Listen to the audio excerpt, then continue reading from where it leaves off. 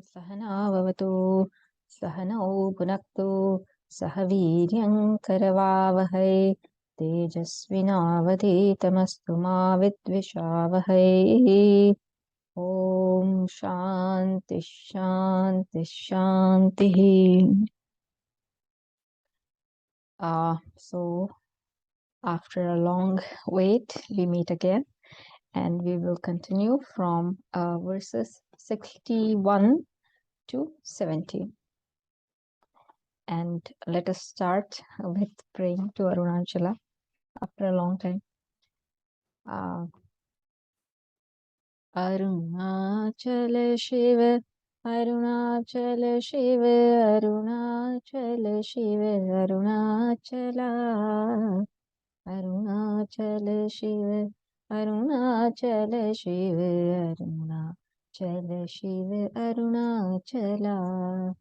Arunachala Shiva, Arunachala Shiva, Arunachala Shiva, Arunachala, Arunachala Shiva, Arunachala Shiva, Arunachala Shiva, Arunachala.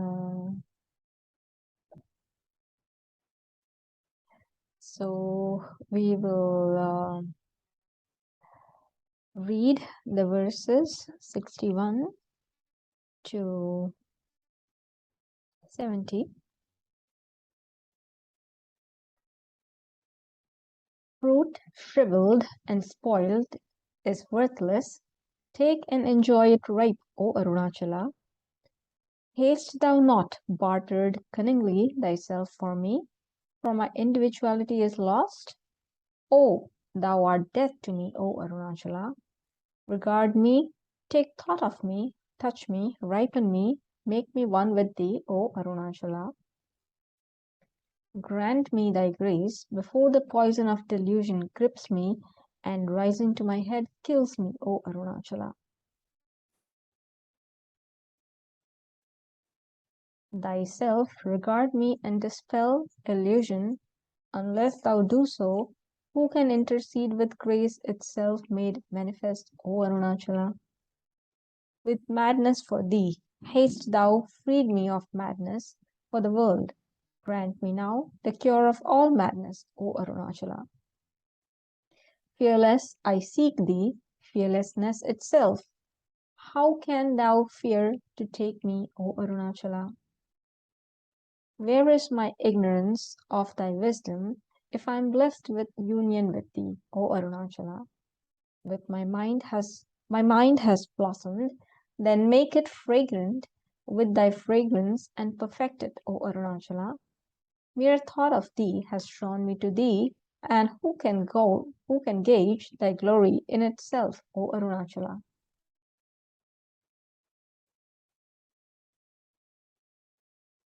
'61. And I may have different versions just in case I need to refer to it. Yeah. So, fruit shriveled and spoiled is worthless. Take and enjoy it ripe, O Arunachala. See, this Bhakta is telling that my devotion is intense right now. It is at the peak. If you don't accept it right now, then I may lose that interest and I may lose that devotion. So please do accept it before I lose that devotion out of being impatient and out of waiting for you, and Arunachala, you not coming and blessing me, accepting me before I give up. My bhakti, my devotion right now is at peak, so please accept it right now. So here the commentator says, the love that has lost its warmth cannot be the source of delight. So,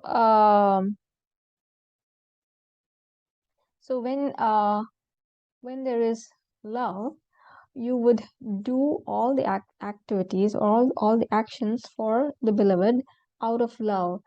Even small things, you'll make rotis, you'll make any food items, any out of love, as an offering of love. But when that uh, love is lost, then you may do the same action, but for the sake of doing. So here's the roti, just eat it. Versus, here, I've made the food for you, and with all the love that bride gives the newlyweds, uh, uh, the newlywed bride gives it to the groom, with all uh, the love, and I guess the other one may also receive it. So, but if the love is lost, then that the same action would be done for the sake of doing, and it would lose the whole action, the whole kriya would lose the delight. Um, so here the bhakta is telling, please do not delay, Bhagavan. I My bhakti is at peak right now, and I'm offering all my actions with all that devotion. So please do accept it. Please come and accept all these action of mine, which I am offering at your feet with all the devotion, with the greatest of devotion. So the devotee says, request to Arunachala. Here our Bhakta Ramana Maharshi tells to Lord Arunachala, please do not delay, otherwise this love, which is all sweet right now, will end up into becoming bitter, and you would be faced with just bitterness. Um, So the devotee may lose interest in God, like we said, if Bhagavan doesn't respond at proper time, if Arunachala doesn't come and accept this bhakta. So the devotee appeals to God, Arunachala, please do not waste time, please do not delay, just come and rescue me immediately, because this is the right time. Then hast thou not bartered cunningly thyself for me, for my individuality is lost? O thou art death to me, O Arunachala. 62.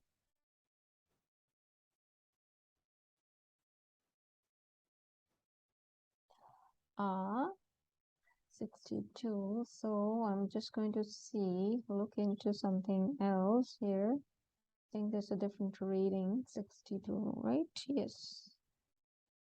O Arunachala, with a simpler English. A complicated English this people have used. O Arunachala, hast thou not taken me, giving thyself to me unimplored? Thou art verily death to me. So the devotee here is praising the limitless mercy of Lord. Because what kind of bartering is going on here? Arunachala or Bhagavan has taken me um, by taking me. Arunachala or Bhagavan is not going to gain anything by taking the jiva. Bhagavan, who is Purna, complete, is not going to gain anything, and yet when he takes me, meaning my individuality, what am I left with?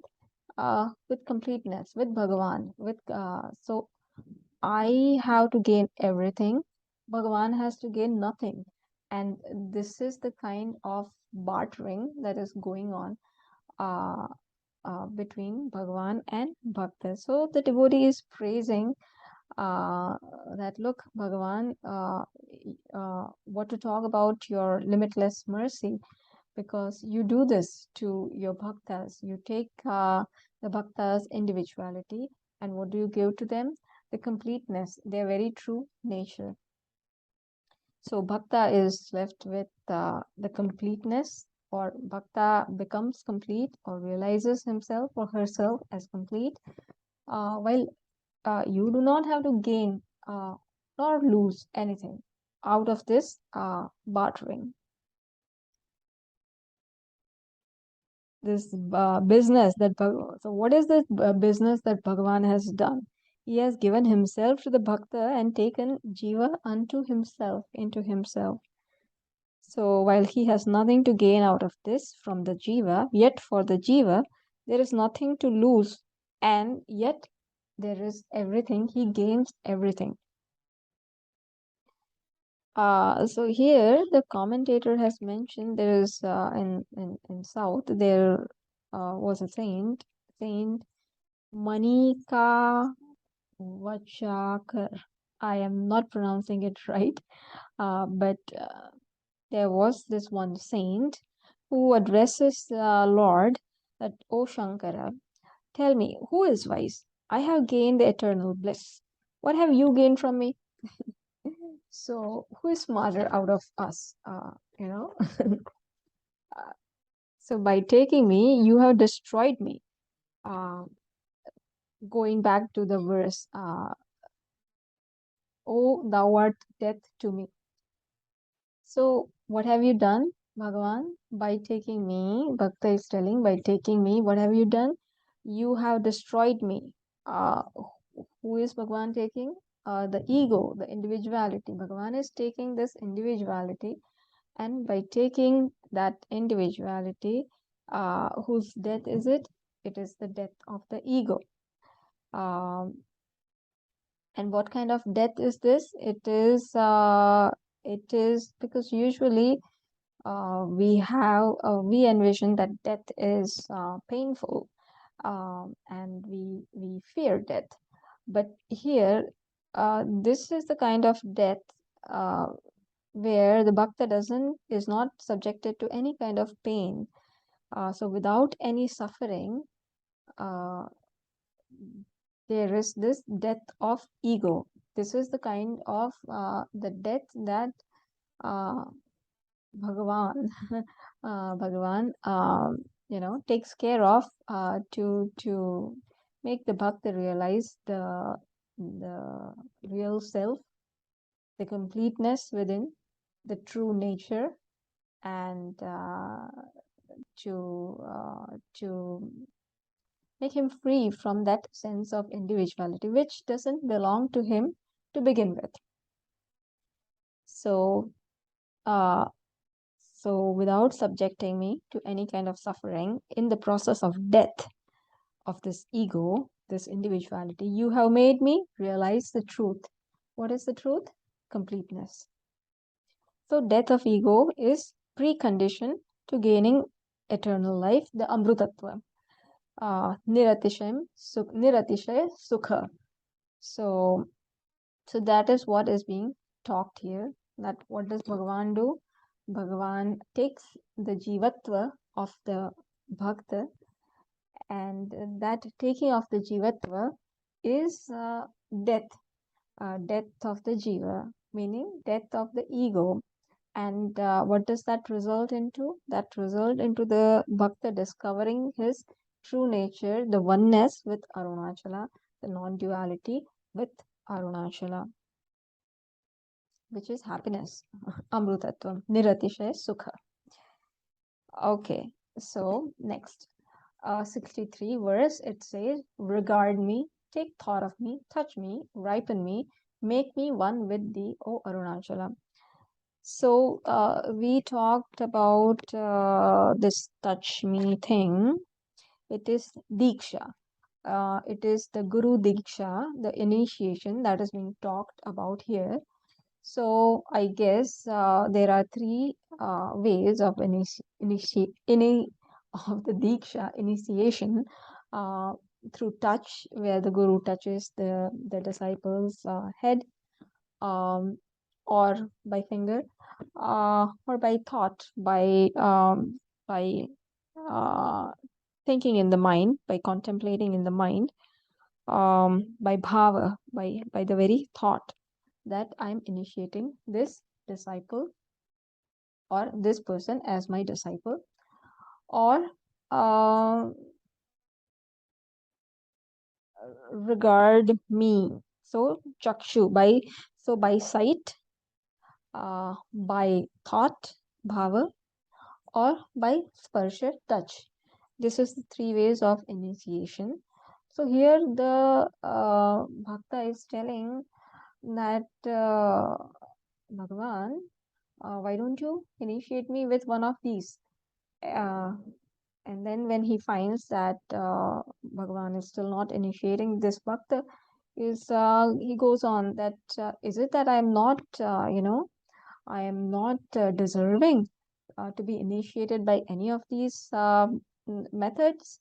Then please, you apply all of those. If I am so low that none of these can be applied, for me to be initiated into this spiritual journey pursuit, then you please apply all of these and you make me one with thee, meaning you start this process of initiation so that I can start walking towards you, towards realizing the oneness with you.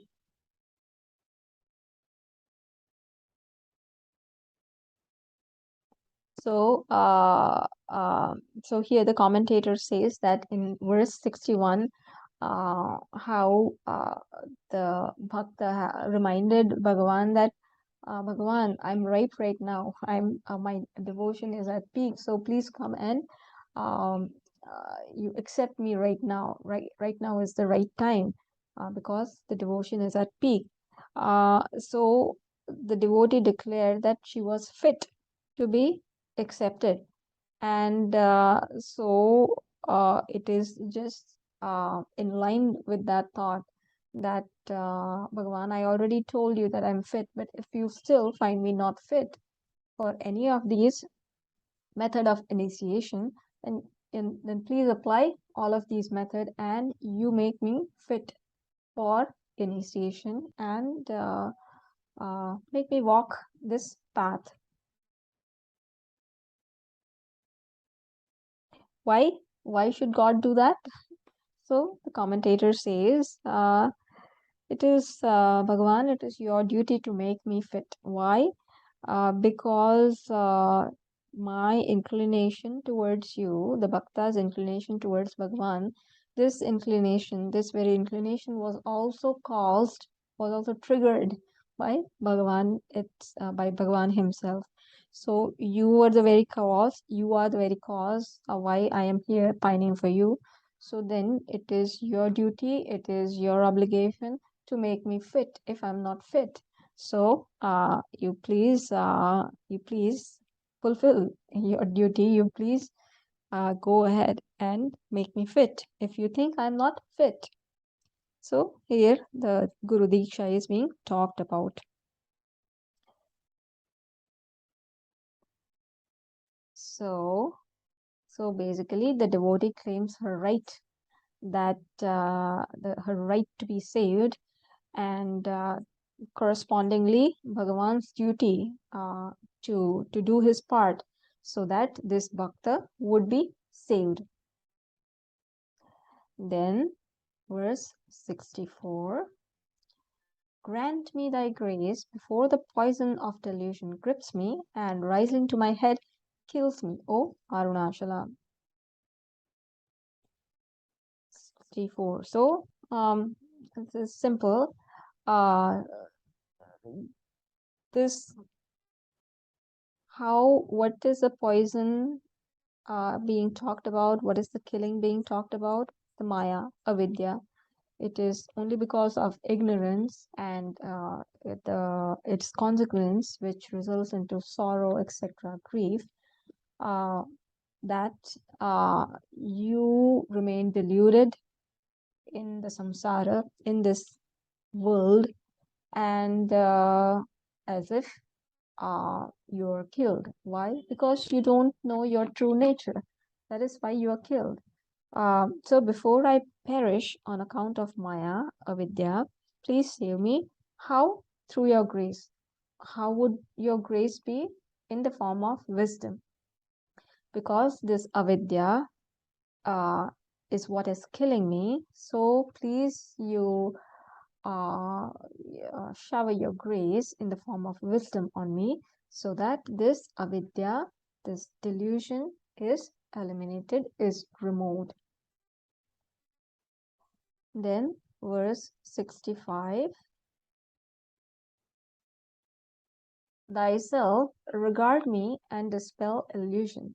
Unless thou do so, who can intercede with grace itself made manifest, O Arunachala?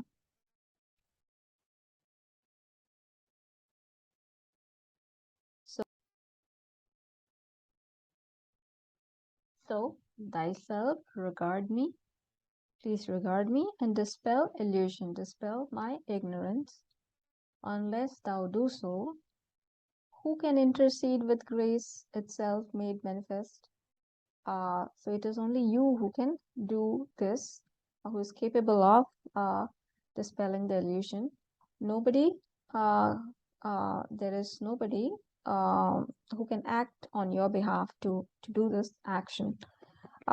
So commentator says here that the God's essence is grace. It is the Swabhava. Grace is the Swabhava of God.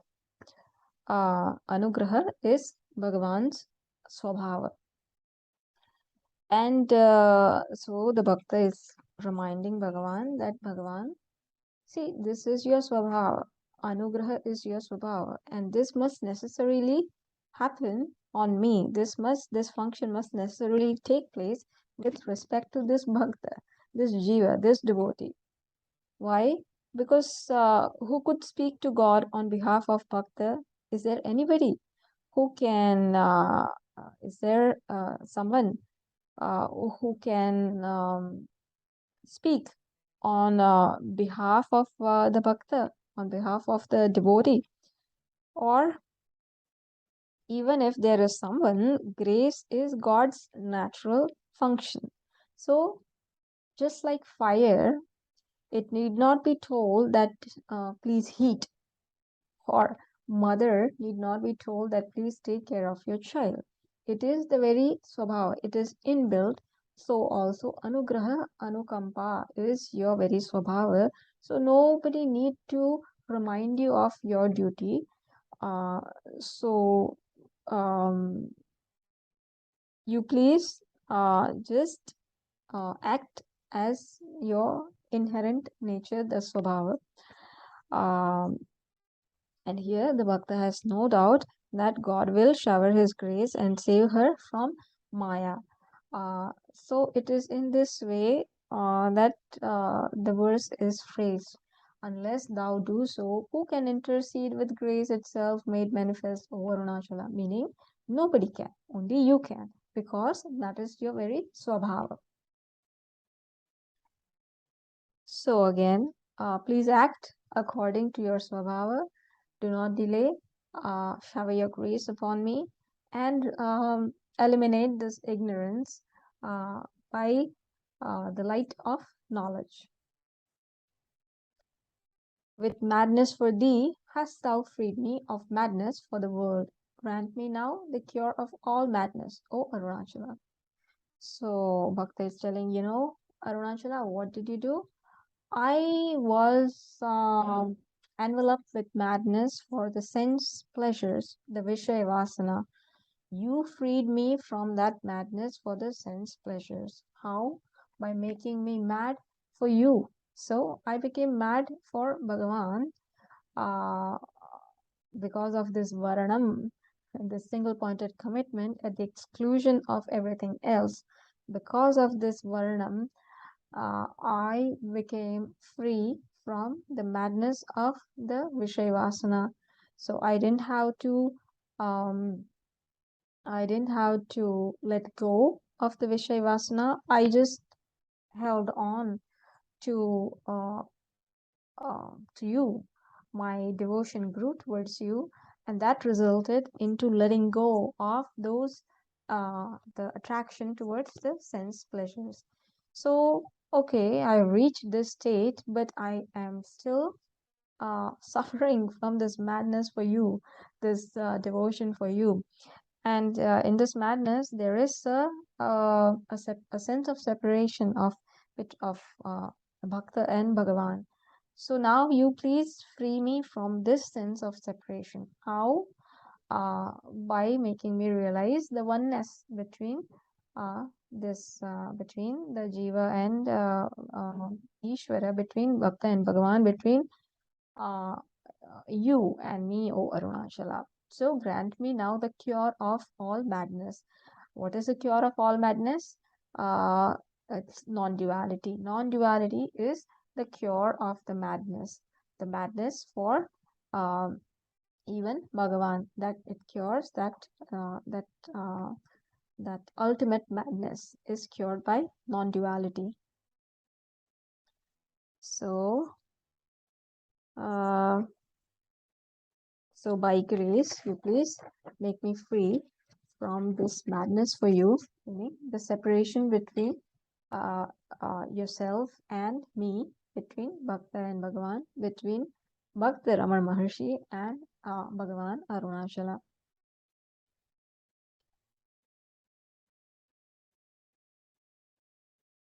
By self-realization, non-duality. So then, verse 67 says, Fearless I seek thee, fearlessness itself. How can thou fear to take me, O Arunachala?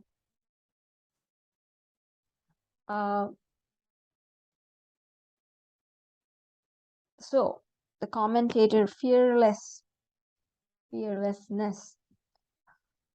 What is the nature of Bhagavan? Fearlessness. Why? Because of non-duality. When is there fear? In duality, there is fear that somebody will take something, or I'll be deprived of something, or I have to gain something, etc. So, but in this state of non-duality, or not state, in this reality, in this realization of the reality that I am non-dual, all these fears are also eliminated.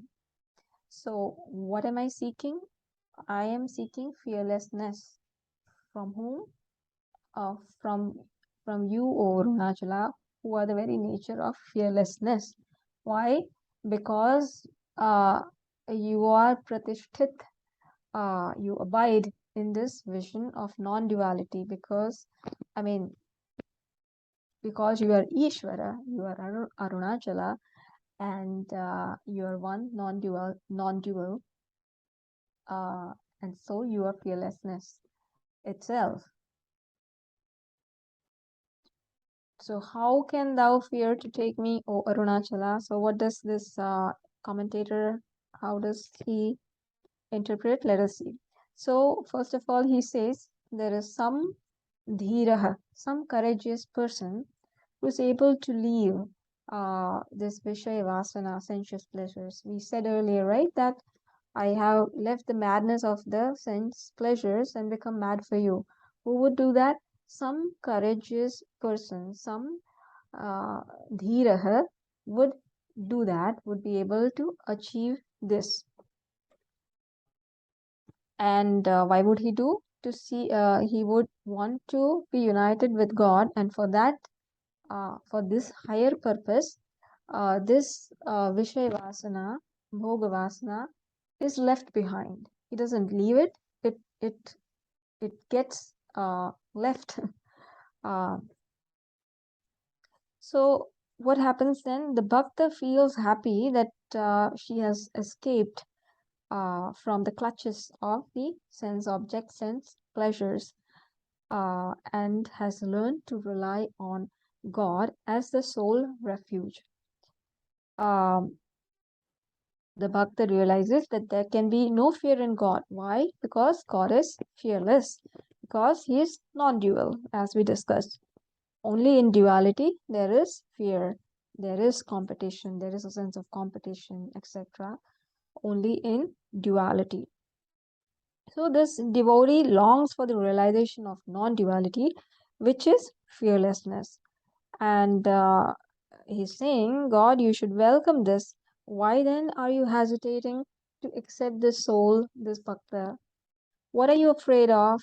They're saying, right? How can thou fear to take me? You are of the very nature of fearlessness. So, what is it that is keeping you away from taking me? Are you afraid of anything? No, you can't be afraid of, because fearlessness is your very nature, because you abide in non-duality. So this can't be. So what are you afraid of? Why are you so being hesitant on accepting me? So devotee pleads Lord to fulfill her uh, longing without delay, and offer her the pleasure of union of this vision of non-duality. Then in 68, where is my ignorance of thy wisdom if I am blessed with union with thee, O Arunachala?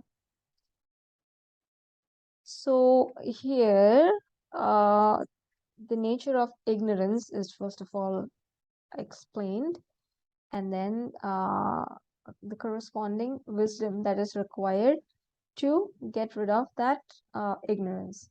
So ignorance is avidya. So here the commentator says avidya is not absence of wisdom, of vidya, of knowledge. It is the viparita gnanam. It is the false knowledge, wrong knowledge about myself. That is called avidya, and that is the source of all the sorrow in our life. So, what is this ignorance? Viparita gnanam, the wrong knowledge. What does it do? It veils my very nature, the real self. And what does it do? It veils, there is avaranam, and then vikshepam, vikshepa. It projects the non-self where on self. So it projects the non-self where it is not. So it projects this mithya world on the Sat existence. And all this adhyasa, this projection, becomes the root cause of bondage. So the devotee is asking for the removal of avidya. How? Because avidya is viparita gnanam, wrong knowledge. So he's asking Bhagavan to remove this viparita gnanam with right knowledge, the knowledge of the non-dual self. So it is the immediate experience of the truth, aparoksha gnanam, of our true nature, advaita, of advaita, that releases the individual, my sense of individuality, and enables me to realize the non-difference with the Bhagavan. So it enables me to realize the oneness between Jiva and Ishvara, Jiva, Jagat and Ishvara, between Arunachala and the Bhakta and Bhagavan. And for this final goal, the devotee is praying what? For God's grace, that to be able to discriminate the right knowledge and wrong knowledge, to be able to do this viveka, I need your grace. Nothing is possible without your grace, O Lord, O Arunachala. So I beg you of your grace so that I can do this viveka in my life, of what is right, what is wrong, and in that manner my ignorance can be dispelled, so that I realize the truth. So I am asking you, Bhagavan, of your guidance, of your grace, in the form of Bhagavan, in the form of Guru, because Bhagavan and Guru are not different. So here it is, the commentator says in this way, guidance in the form of God or Guru. Both are one and the same thing. Because what is happening right now is the mithya or the false knowledge is posing itself to be true. and it is masking this error, the adhyasa. One is not able to realize that there is this adhyasa because of this lumping together of self and non-self. So please shower your grace on me so that I'm able to unmask the error that I'm making in my life. What is the error? The projection, the adhyasa of superimposing one thing on the other. This is the error that I'm making in my life. So please shower your grace so that um, I can unmask, I can discover that this is the error made in my life and that I have to give up that error. And further, shower your grace so that I'm able to give up that error and I discover my true self. What will happen then? Then there will be no duality and then there will be no sorrow. Then 69, my mind has blossomed, then make it fragrant with thy fragrance and perfect it, O Arunachala. So, what happens in the state of ignorance is you are occupied with the worldly sense pleasures, etc. So, in the state of ignorance, the commentator says, mind is occupied with non-real world, with mithya, and thus there is misery, endless suffering. Why? Because you are expecting something from where it is not. And that is why it results into frustration, into suffering. Like that needle, like that old lady who lost her needle in dark, but because it is dark, she decides to search that needle in the place where it is lighted under the street light. But that is not where her needle is lost. So will she ever find that needle there? No, she will not. And so what will happen? She will be frustrated. She'll be frustrated that she is not able to find her needle. So something of this sort, because of this adhyasa, because of this projection of what? Of looking for happiness where it is not. Because of this projection and because of our constant effort of trying to search for happiness, what will happen? Will become frustrated. Why? Because we are looking for happiness in the wrong direction. Why is it wrong direction? What is the right direction? Happiness is within. Happiness is my very nature. I am happiness. So um, when I'm ignorant about my real nature, and and on account of this, when I project the happiness outside, there is no way I'm going to be able to I'm going to get satisfied with my search. It is never going to get fulfilled, and so I will end up in frustration, in sorrow. So in this state of ignorance, mind is always occupied with this worldly activities, meaning the search of freedom outside, the bahirmukta, extrovertedness. And this extrovertedness is going to result into misery and sorrow, into endless suffering. So what is the way of removing this misery? Getting rid of extrovertedness, becoming introverted, meaning searching for happiness where it is, inwards. So the way to remove misery lies in detaching the mind from world and attaching it to God, who is the whole, who is Purnam, who is complete. When whole, this Purnam, so what happens? So, okay, now I'm waiting for that bell to finish. Nice. So now I have detached my mind from the extrovertedness, from the outside world, from my search of happiness outside, and now it is focused inwards. And when that happens, then ultimately I find the Purnatva, the completeness within, in the mind. The mind gets dissolved, and what remains is the non-dual Brahman. That self I am, or that Brahman, the non-dual Brahman, complete Brahman, which is completeness, which is Ananda Swarupa. This Brahman is not different from me. Brahman, I am. Aham, Brahma, Brahmasmi. I am Brahman, I am Bhagavan, I am Arunachala. So this is what happens with your blessing, O Arunachala. When you will bless me, now this my activity of extrovertedness will be replaced by my looking inward in the right place, and then I will succeed because now I'm looking in the right direction. And succeed meaning what will be the fruit? I'll be happy. I'll discover myself as happiness, as lovable and acceptable. That's a Param Purushartha. Okay.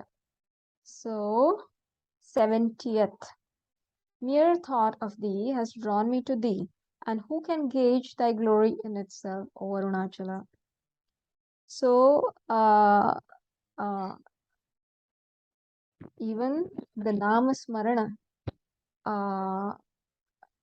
has such a power. Even the mere thought of Arunachala has this power of releasing the soul from bondage. So here the commentator says how bringing back Ramana Maharshi's life, how when he was young, his relative, they were visiting, and they mentioned this name of Arunachala.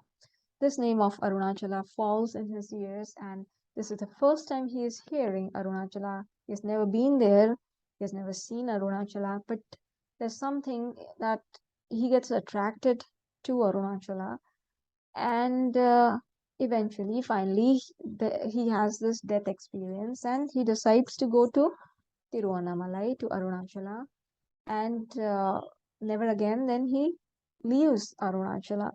So here the power of even the thought of Arunachala is being sung.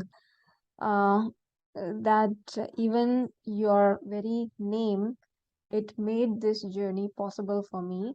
That once I got attracted to you and I started my journey to you, towards you, I came to you, I never left you. This, even the thought of leaving you never occurred to me. And I came to this sacred hill named Arunachala, before which I'm seeing before me right now. So he lived in he lived at the feet of Arunachala for the rest of his life, and so here the commentator says that the bhakta only has to remember the name of Bhagavan, and that is sufficient. The Lord comes and claims her that yes, uh, I am with you, or I'm taking you with me. So the Bhagavan makes sure that the bhakta's journey it is initiated, and it is not delayed. So Bhagavan takes care of the rest. All I have to do as a bhakta is remember you, do your nam smaran, even think about you. That uh, even that very task, even that very form of devotion is sufficient to to make me progress in my journey towards spirituality, my oneness with Arunachala. So the bhakta is by Nam Smaran, by this Nam Smarana, by this Bhava of Bhagavan in my mind, what happens? The bhakta is dragged away from the worldly attachment, from this Vishaya Vasana, from this sense pleasures, and unto the Lord's being. How? without her will. She doesn't even have to, make any sankalpa, etc. Just happens. She remembers Bhagavan, and Bhagavan takes care of the rest. Uh, the Bhagavan makes her, free from all the um, worldly attachments, the worldly, and makes her abide or long for Bhagavan himself, makes her long for Bhagavan. This is what Bhagavan does, and this is how Bhagavan makes her progress in her journey. So, such is the greatness of Arunachala. It is beyond measure, it is beyond description. And here we take a break. Arunachala Shiva, Arunachala Shiva, Arunachala Shiva, Arunachala, Arunachala Shiva, Arunachala Shiva, Arunachala Shiva, Arunachala. ॐ पूर्णमदः पूर्णमिदं पूर्णात् पूर्णमुदच्यते पूर्णस्य पूर्णमादाय पूर्णमेवावशिष्यते ॐ शान्तिः शान्तिः शान्तिः हरिः ॐ श्रीगुरुभ्यो नमः हरिः ॐ